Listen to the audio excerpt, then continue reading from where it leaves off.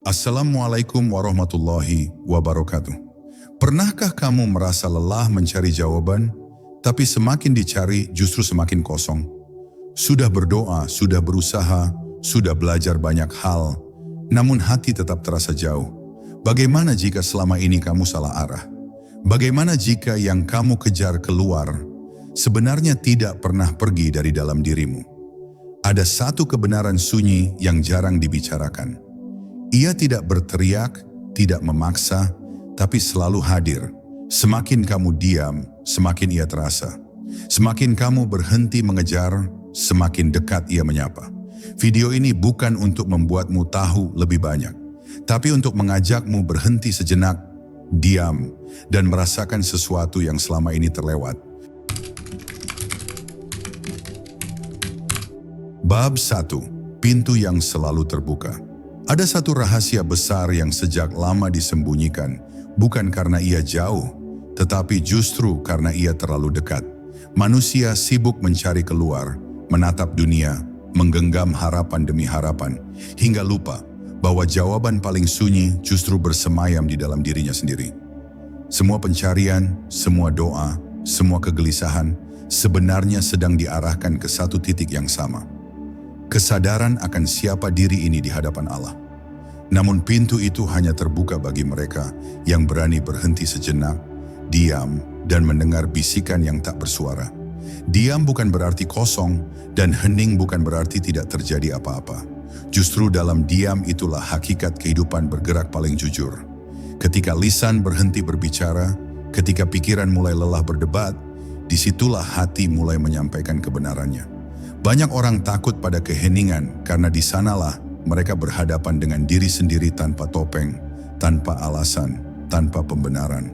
Padahal Allah seringkali tidak hadir dalam kebisingan, melainkan dalam ketenangan yang membuat dada bergetar tanpa sebab yang bisa dijelaskan oleh logika.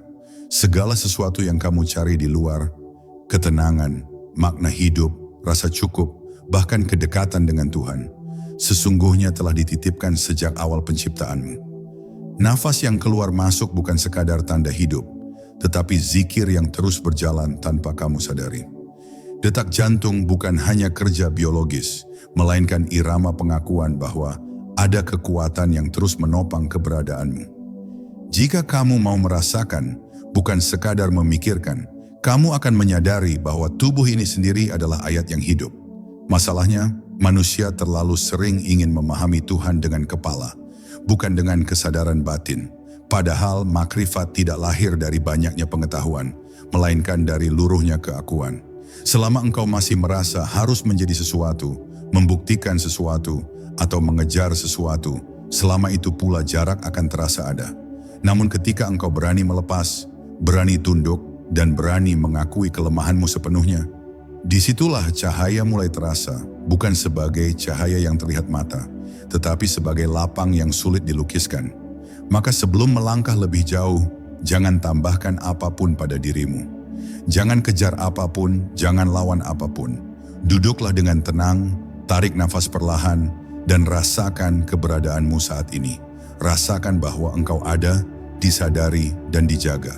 Dari titik kesadaran itulah perjalanan ini dimulai.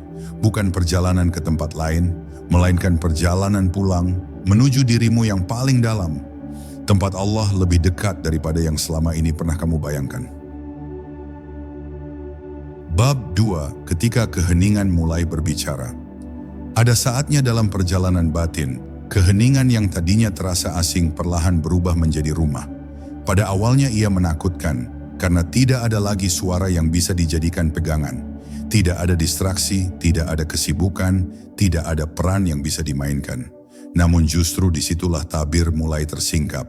Keheningan bukan musuhmu, ia adalah undangan halus agar engkau hadir sepenuhnya di momen ini, tanpa membawa masa lalu, tanpa menuntut masa depan.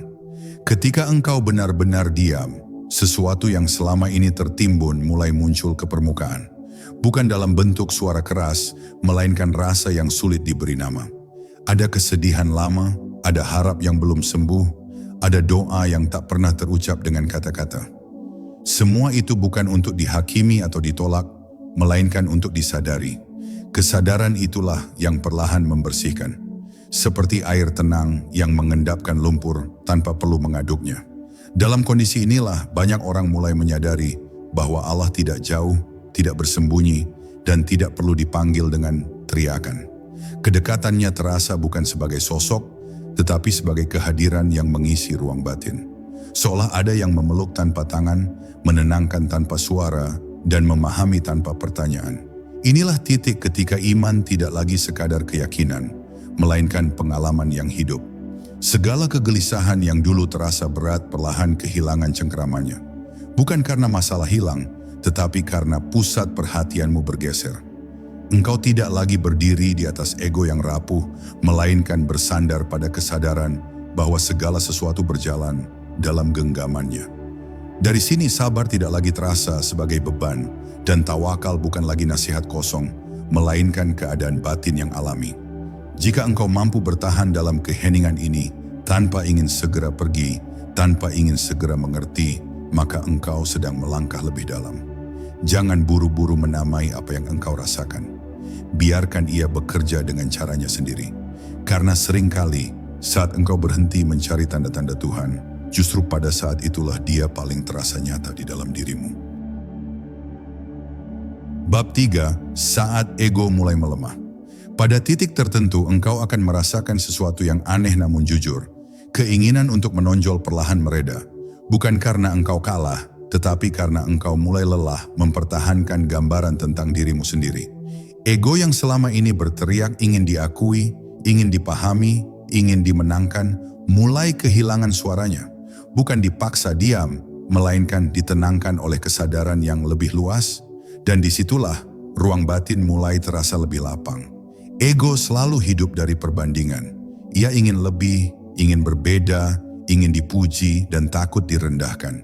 Namun ketika engkau diam dan merasakan keberadaanmu tanpa label apapun, ego tidak menemukan pijakan. Tidak ada yang perlu dibuktikan, tidak ada yang perlu dipertahankan.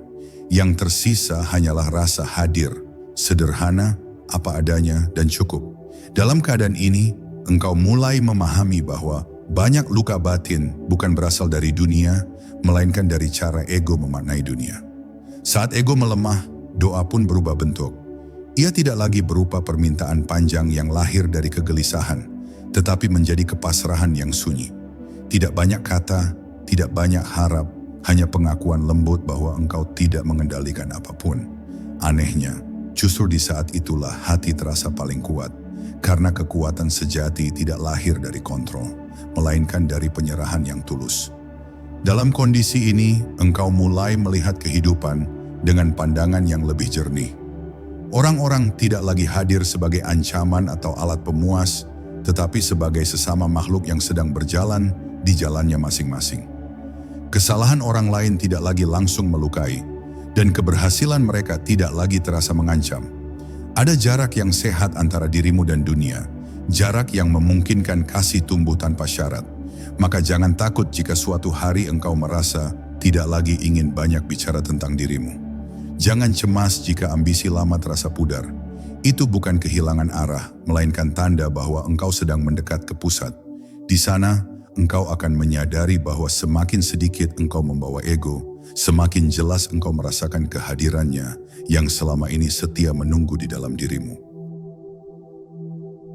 Bab 4, kesadaran yang menghidupkan. Ketika ego tidak lagi menjadi pusat, sesuatu yang lebih halus mulai mengambil alih, kesadaran. Ia tidak berisik, tidak memaksa, dan tidak menuntut. Kesadaran hanya hadir, mengamati, dan menerima. Dalam keadaan ini, engkau tidak lagi bereaksi secara otomatis terhadap hidup, tetapi mulai merespons dengan kejernihan. Setiap peristiwa tidak lagi langsung ditafsirkan sebagai ancaman atau keberuntungan, melainkan sebagai bagian dari alur yang sedang bekerja dengan hikmahnya sendiri. Kesadaran membuatmu melihat bahwa hidup tidak pernah benar-benar melukaimu. Yang terluka adalah gambaran tentang hidup yang engkau ciptakan sendiri. Ketika kenyataan tidak sesuai dengan harapan, batin bergejolak. Namun saat engkau berdiri sebagai saksi, bukan sebagai penguasa, gelombang itu tidak lagi menenggelamkan. Engkau tetap merasakan sedih, kecewa, atau bahagia, tetapi semua itu mengalir tanpa harus menetap dan mengikat. Dalam kesadaran inilah makna zikir mulai berubah. Ia tidak lagi terbatas pada gerak lisan atau hitungan tertentu, tetapi menjadi keadaan batin yang terus mengingat. Mengingat bukan dalam arti memikirkan, melainkan menyadari bahwa setiap detik terjadi dalam pengawasannya. Langkah kakimu, hembusan nafasmu, bahkan kebingunganmu, semuanya berada dalam ruang yang sama. Ruang kehadiran Allah yang tidak pernah pergi. Perlahan, engkau mulai merasakan bahwa hidup tidak perlu dipercepat atau diperlambat. Tidak ada yang tertinggal dan tidak ada yang terlalu cepat. Segala sesuatu datang tepat pada waktunya, meski akal seringkali tidak setuju. Kesadaran ini melahirkan ketenangan yang tidak bergantung pada keadaan. Bahkan di tengah kekacauan, ada titik diam di dalam diri yang tetap utuh dan tidak tersentuh. Jika engkau mampu tinggal di titik ini, meski hanya sebentar, engkau akan mengerti mengapa para arif tidak banyak berbicara tentang apa yang mereka temukan. Karena apa yang dirasakan tidak bisa sepenuhnya dijelaskan, hanya bisa dialami. Dan dari pengalaman itulah, hidup mulai terasa lebih hidup. Bukan karena banyak hal terjadi, tetapi karena engkau benar-benar hadir dalam setiap yang terjadi. Bab 5. Rasa cukup yang membebaskan. Pada tahap ini, engkau akan mulai merasakan sesuatu yang sederhana namun menggetarkan, rasa cukup. Bukan karena semua keinginan terpenuhi, melainkan karena keinginan itu sendiri kehilangan kuasanya. Ada kelegaan yang sulit dijelaskan ketika hati tidak lagi menuntut hidup untuk selalu sesuai harapan. Engkau tetap berjalan, tetap berusaha, tetapi tanpa beban harus sampai pada gambaran tertentu tentang bahagia. Disinilah kebebasan batin mulai tumbuh perlahan. Rasa cukup bukan tanda berhenti bermimpi, melainkan tanda bahwa mimpi tidak lagi mengikat jiwamu. Engkau tidak menolak dunia, tetapi juga tidak menggantungkan dirimu padanya. Harta, pujian, kedudukan, bahkan pengakuan manusia, semuanya kembali ke tempatnya masing-masing, sebagai titipan, bukan penentu nilai dirimu. Dari sini, engkau mulai memahami makna zuhud yang sering disalahpahami. Bukan meninggalkan dunia, tetapi mengeluarkan dunia dari hati. Ketika hati tidak lagi penuh oleh tuntutan, ruang di dalamnya menjadi lapang. Dari kelapangan itulah syukur lahir dengan sendirinya. Syukur tidak lagi dipaksakan sebagai kewajiban, tetapi muncul sebagai kesadaran alami. Engkau bersyukur bukan hanya atas nikmat yang menyenangkan, tetapi juga atas keadaan yang dulu engkau hindari. Karena kini engkau melihat bahwa setiap keadaan membawa pelajaran yang menghaluskan jiwa. Dalam rasa cukup ini, waktu pun terasa berbeda. Engkau tidak lagi dikejar-kejar oleh rasa kurang, tidak pula dihantui oleh bayangan kehilangan. Saat ini menjadi cukup, apa adanya, tanpa perlu ditambah atau dikurangi. Dan justru di momen inilah, hidup terasa paling nyata. Setiap tarikan nafas menjadi pertemuan, setiap keheningan menjadi pengingat bahwa engkau sedang dijaga. Jika suatu hari engkau merasakan kedamaian tanpa sebab yang jelas, jangan buru-buru mencarinya penjelasan. Biarkan ia tinggal, biarkan ia bekerja. Itu bukan akhir perjalanan, melainkan tanda bahwa engkau sedang berada di jalur yang sunyi namun terang. Jalur di mana Allah tidak lagi hanya diyakini, tetapi mulai dirasakan sebagai kehadiran yang mengisi seluruh ruang batinmu. Bab 6. Ketundukan yang menguatkan. Di saat rasa cukup menetap, engkau akan mulai memahami makna ketundukan yang sebenarnya. Bukan ketundukan yang lahir dari ketakutan, melainkan dari pengenalan. Engkau tunduk bukan karena lemah, tetapi karena sadar bahwa ada kehendak yang jauh lebih bijaksana daripada segala rencanamu. Dalam ketundukan ini, hati tidak lagi memberontak pada takdir, dan pikiran tidak lagi sibuk mempertanyakan mengapa harus begini atau begitu. Ketundukan sejati selalu dibarengi dengan kekuatan batin. Anehnya, ketika engkau berhenti melawan arus kehidupan, justru engkau tidak mudah hanyut. Ada pijakan yang kokoh di dalam diri, pijakan yang tidak tergantung pada situasi luar. Engkau tetap bisa menangis, tetap bisa kecewa, tetapi tidak lagi hancur. Karena ada keyakinan halus bahwa apapun yang terjadi sedang mengarahkanmu, bukan menjatuhkanmu. Dalam keadaan ini, ibadah tidak lagi terasa sebagai beban kewajiban, tetapi sebagai ruang perjumpaan. Sholat bukan sekadar gerak yang diulang, melainkan momen pulang ke pusat kesadaran. Sujud tidak lagi dimaknai sebagai posisi terendah, melainkan titik terdekat. Di sanalah hati yang lelah menemukan tempat bersandar tanpa harus menjelaskan apapun. Ketundukan juga mengajarkanmu untuk tidak tergesa-gesa dalam menilai. Engkau mulai memberi ruang pada proses, baik dalam dirimu maupun dalam diri orang lain. Tidak semua kesalahan harus segera diperbaiki. Tidak semua jawaban harus segera ditemukan. Ada kebijaksanaan dalam menunggu, ada rahmat dalam ketidaktahuan yang diterima dengan lapang. Jika engkau sampai pada tahap ini, jangan merasa telah sampai. Justru disinilah perjalanan menjadi semakin halus. Ketundukan bukan tujuan, melainkan cara berjalan. Cara berjalan yang membuat langkahmu ringan, meski jalanan tidak selalu rata. Dan dalam setiap langkah itulah engkau semakin mengenal siapa dirimu dan siapa Dia yang selalu bersamamu tanpa pernah pergi. Bab 7. Cahaya yang tidak mencolok. Pada tahap ini, engkau mungkin tidak lagi merasakan ledakan emosi atau pengalaman batin yang dramatis. Justru semuanya terasa lebih tenang, lebih sederhana, hampir biasa. Namun jangan tertipu oleh kesederhanaan itu. Cahaya yang paling kuat seringkali tidak menyilaukan mata, tetapi menerangi langkah. Engkau mulai berjalan dengan ketenangan yang tidak perlu diumumkan, dengan keyakinan yang tidak haus pengakuan. Cahaya ini tidak membuatmu merasa lebih tinggi dari siapapun. Sebaliknya, ia membuatmu semakin membumi. Engkau lebih mudah memahami, lebih ringan memaafkan, dan lebih jarang menghakimi. Bukan karena engkau merasa suci, tetapi karena engkau sadar betapa rapuhnya manusia, termasuk dirimu sendiri. Dari kesadaran inilah kasih tumbuh tanpa banyak kata. Dalam cahaya yang halus ini, engkau mulai melihat tanda-tanda Tuhan di tempat yang dulu terabaikan. Dalam pertemuan singkat, dalam perpisahan yang tak terduga, bahkan dalam kesalahan yang membuatmu malu. Semua menjadi ayat yang berbicara dengan bahasa kejadian. Tidak ada yang sia-sia, tidak ada yang kebetulan. Semuanya sedang mengajar jika engkau mau melihat tanpa prasangka. Engkau juga mulai memahami bahwa tidak semua kebenaran harus disampaikan. Ada hikmah dalam diam, ada kekuatan dalam menahan diri. Bukan karena takut, tetapi karena sadar bahwa tidak semua hati siap menerima. Cahaya yang engkau rasakan bukan untuk dipamerkan, melainkan untuk dijaga agar tetap menyala di dalam, menerangi batin saat gelap datang kembali. Jika suatu hari engkau merasa perjalanan ini sunyi, jangan menganggapnya kehilangan.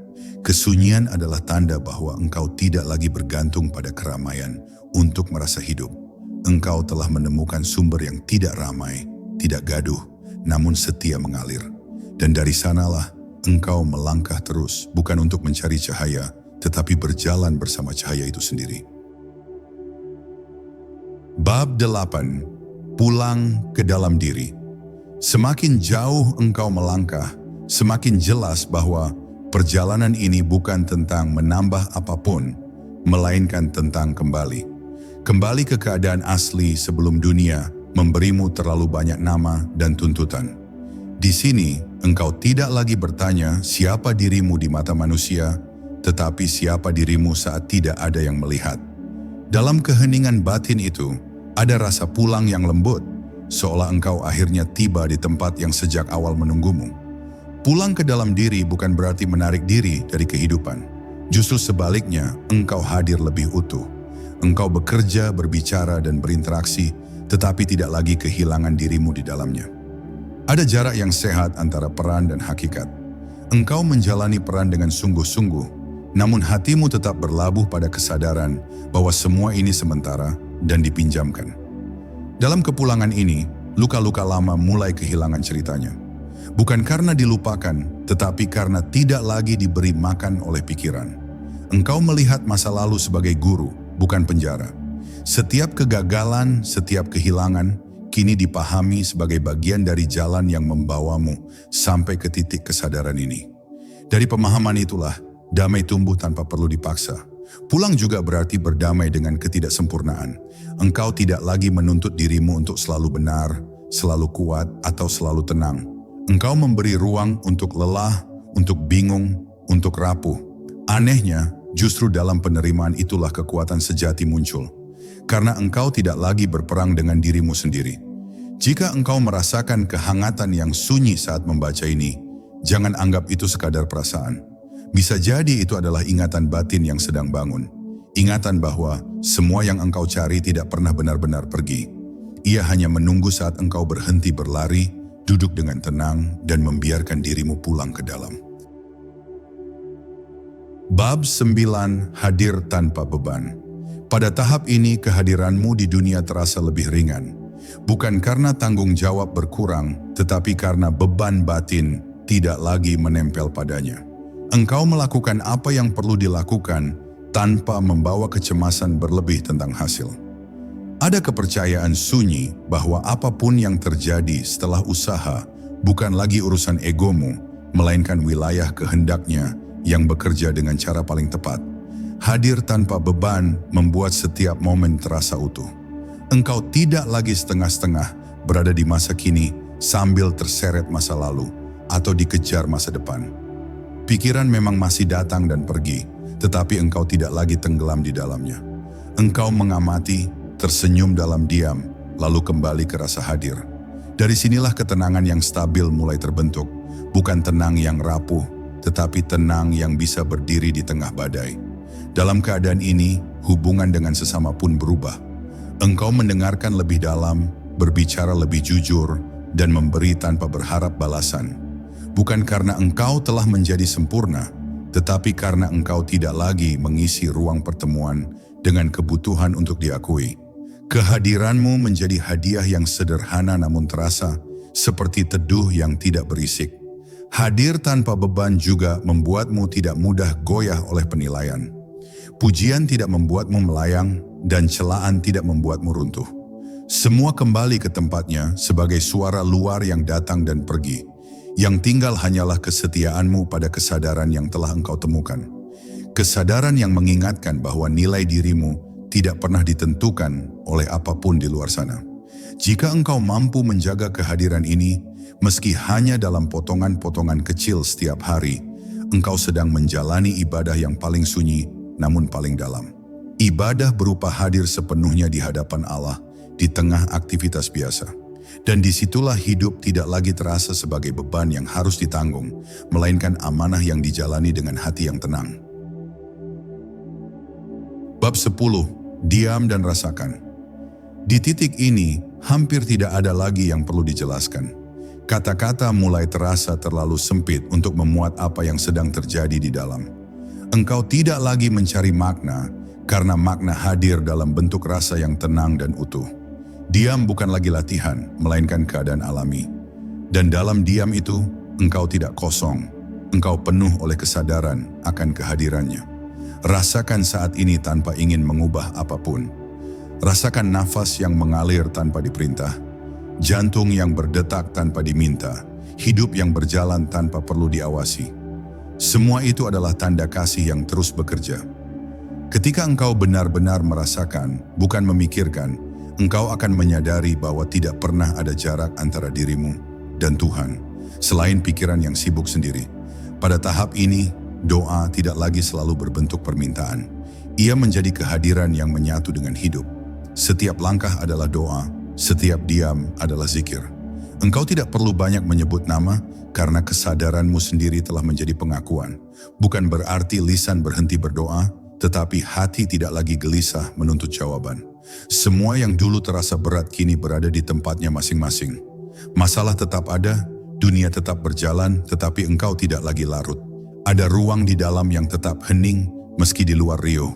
Ruang inilah yang dahulu engkau cari kemana-mana, padahal ia selalu setia menunggu di dalam dirimu sendiri. Maka jika engkau sampai di sini, jangan simpan apapun. Jangan genggam pengalaman ini, jangan jadikan ia identitas baru. Lepaskan dan hiduplah dengan sederhana. Diamlah saat perlu diam, bergeraklah saat perlu bergerak. Dan di setiap momen itu, rasakan. Karena ketika engkau benar-benar diam dan merasakan, engkau akan tahu, semua yang engkau cari sejak awal memang sudah ada di dalam dirimu. Jika hari ini hatimu terasa lebih tenang, jangan cari penjelasannya. Simpan rasa itu, rawat dengan diam, dan hidupi dengan kesadaran. Karena ketika kamu berhenti mencari keluar, kamu akan sadar semua yang kamu butuhkan memang sudah ada di dalam dirimu.